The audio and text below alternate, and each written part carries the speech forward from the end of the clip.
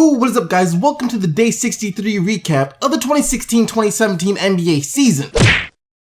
So this man is probably the most controversial man in all of sports. He likes to say things to just make him look flat out ridiculous. And in case you don't know who I'm talking about, I am talking about Skip Bayless. Skip Bayless is one of the most well-known LeBron James haters to date. The man has basically made millions off hating LeBron James, alright? This is what Skip Bayless does for his career. He hates on LeBron James, and yesterday he might have taken it a bit too far. Yesterday he tweeted saying that he doesn't want to hear any more talk about LeBron James for MVP, that he's not even the MVP of his own team. What he's referring to is that Kyrie Irving is the MVP of the Cleveland Cavaliers. Now, all due respect to Kyrie Irving. Kyrie Irving is a phenomenal young player, alright? Kyrie Irving, at only 24 years old, has already done so much in his NBA career. When it matters, Kyrie Irving will show up and he will step up. He's already hit I think it was a total of 8 game winners in his career so far. And of course, a couple in the biggest games when it's mattered. Game 7 against the Golden State Warriors with the entire basketball world watching, and then just on Christmas Day against the Golden State Warriors with the entire basketball world watching, Kyrie Irving get another game winner. So nothing but respect to Kyrie Irving. But if you're trying to say that he's the MVP of the Cleveland Cavaliers, you need to check your life. That's just real. You need to check your life. You need to get that checked ASAP. Kyrie Irving might be the closer for this team. He is now going to be the guy with the ball in his hands with 1 shot left, the clock running down, 1 shot left in the game for the win. Kyrie Irving is going to have the ball in his hands. There's no question about that. If you look at the other 47 minutes of the game, like I said, Kyrie Irving might have played well. He played really well against Golden State on Christmas Day. He played extremely well against Golden State on Christmas Day. But if you look at the other 47 minutes of the game, the only reason the Cavs are in the position to get the win is going to be because of LeBron James. LeBron James is the reason the Cleveland Cavaliers are competing with these other top tier teams, alright? You look at the Cavs, they are now 6-15 when LeBron James doesn't play.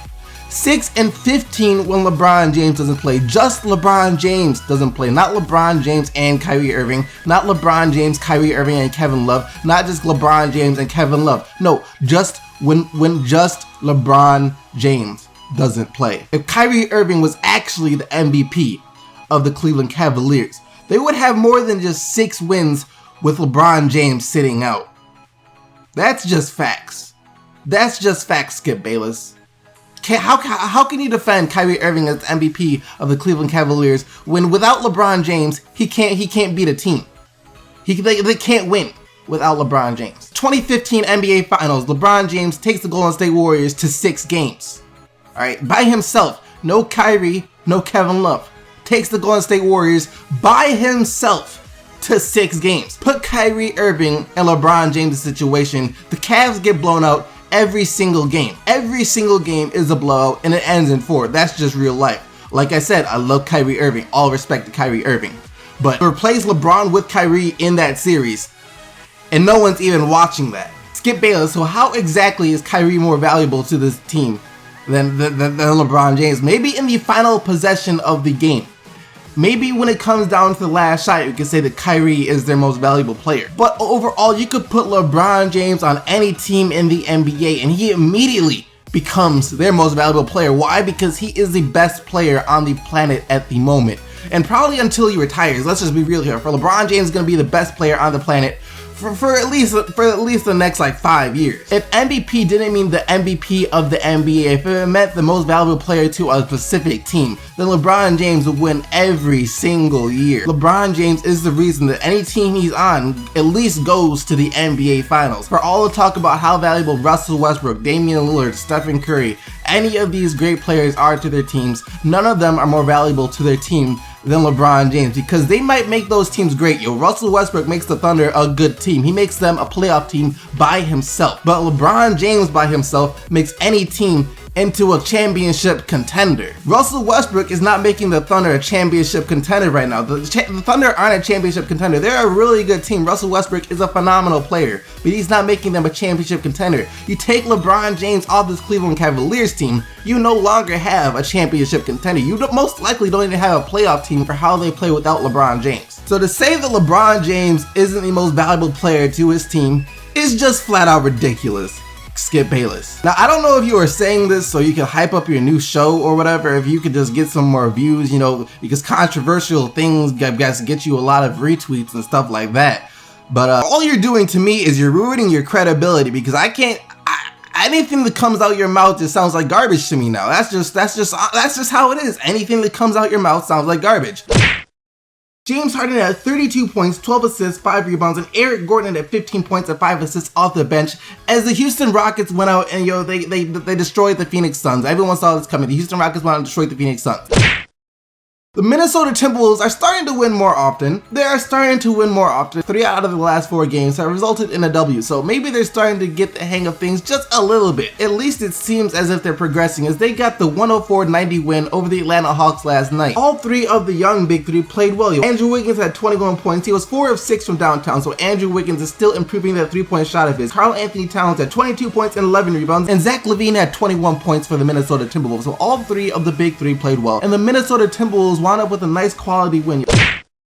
Dwayne Wade is smart. Dwayne Wade would never say LeBron James isn't the MVP of his own team, and Dwayne Wade led the Chicago Bulls to a victory over the Indiana Pacers last night. 21 points, 5 assists, a couple of steals, and a couple of blocks for Dwayne Wade. But you Lopez twins need to stop getting embarrassed. 2016 has not been kind to the Lopez twins.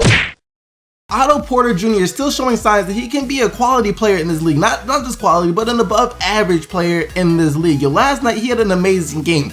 32 points and 13 rebounds. 32 points, 13 rebounds. The man was on fire. He was 13 of 18 from the field and 5 of 9 from 3. This is like the second game of the season that Otto Porter has had like this, I believe. I remember he had another game that was really similar to this game, so he's showing that he can set flames to the court when he wants to. John Wall chipped in with 18 points and 16 assists, so amazing game from John Wall, and Bradley Beal had 22 points of his own as the Washington Wizards hang on and beat the Milwaukee Bucks. And for the Bucks, Giannis Antetokounmpo had another extremely good game. Giannis is becoming one of my favorite players in the NBA right now. He's just so much fun to watch. He had 22 points, 12 rebounds, and 7 assists on the night. It's not about how many shots you make, it's about the one you do make. That made no sense, but Randy Foye hit a game winner to beat the Charlotte Hornets last night. The Brooklyn Nets wound up beating the Charlotte Hornets in an extreme upset last night. I would be upset if I was a Charlotte fan. Randy Foye hit his only shot, a 3 with time expiring, to give the Brooklyn Nets the win over the Charlotte Hornets. Brook Lopez had 21 points, 5 rebounds, 5 assists, 3 blocks, and didn't get posterized. And for the Hornets, their offense was really good. But the defense was basically not there. I mean, if you give up 120 points to the Brooklyn Nets, you're not playing any defense. The Memphis Grizzlies found themselves down big at halftime. They were down, I think, like 20 some points at halftime, alright? They only had like 40 points in the first half. I think they only scored like 15 or something in the first quarter. They fought back, but they dug themselves too big of a hole to come back from as they fall to the Orlando Magic 112 to 102. Aaron Gordon had another big game. He's been coming alive lately. He needs just to work on his consistency. Some games he'll show that he can shoot, and other games he'll go like 0 of 12 from the field. Last night he had 30 points. He was 4 of 4 from 3 and 11 of 15 from the field. And the Orlando Magic are still trying to figure everything out. It just came out that Nikola Vucevic and Elfrid Payton are up for trade if any team wants them. So, they're still trying to figure it out. They're having a wholesale on all of their young players they've drafted ever since Dwight Howard left. And so, who knows exactly what they are doing. Maybe they're trying to turn young players into like old veterans who can play together and possibly compete for a playoff spot. But that just seems like a bad idea. No Damian Lillard for the Portland Trailblazers last night, and when I heard this, I honestly thought it was going to be a blowout. I was like, alright, they're going against the Toronto Raptors, the second best team in the East, a really good team. This is about to be a blowout. But the Portland Trailblazers played some of their best basketball they have basically all season long. They lost 95 to 91, but at least they were out there competing, right? I mean, if you're a Portland fan, it doesn't matter because all you want is a win at this point. But they're now 1 of 10 in their last 11 games. For the Raptors, DeMar DeRozan was so close to a triple-double. 20 points, 10 rebounds, 7 assists, and he also had 3 steals. So DeMar DeRozan is out there doing a bit of everything, in case you haven't noticed. Some games he won't score like 30 points. I'm sure he could every game if he really wanted to, but some games he's facilitating more. He's also playing good defense, he's grabbing rebounds, so he's out there doing a little bit of everything. Anthony Davis is always huge, and the Pelicans got the win 111 to 104 over the Dallas Mavericks last night. Anthony Davis finished with 28 points, 16 rebounds, 4 assists, and 2 blocks. Joel Embiid and DeMarcus Cousins went at it last night in a great game between Philly and Sacramento. Sacramento has won, what is that, like 4 in a row now? When was the last time that's happened? Yo, they're now 14 and 17, so they're creeping up to the 500 mark. And I swear, if the Sacramento Kings hit the 500 mark, I don't know what I'll do, because I can't remember the last time where it's been this far into the season and the Sacramento Kings have been at a 500 pace. So, you know, wholly in part due to DeMarcus Cousins. Yo, last night he had 30 points, 7 rebounds, 5 assists, 3 steals, and 2 blocks. For Philly, Joel Embiid had 25 points and 8 rebounds and 2 steals and 2 blocks in his 29 minutes.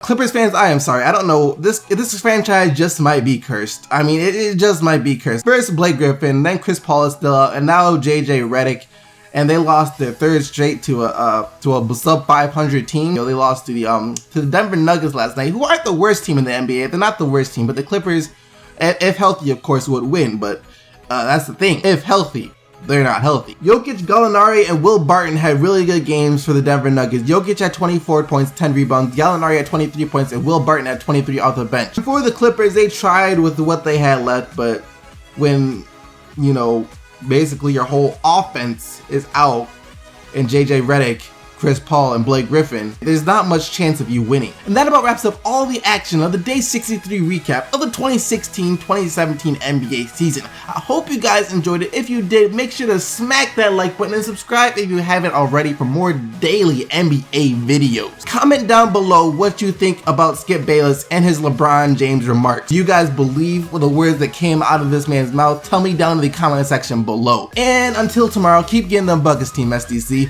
and I'm out of here. Peace!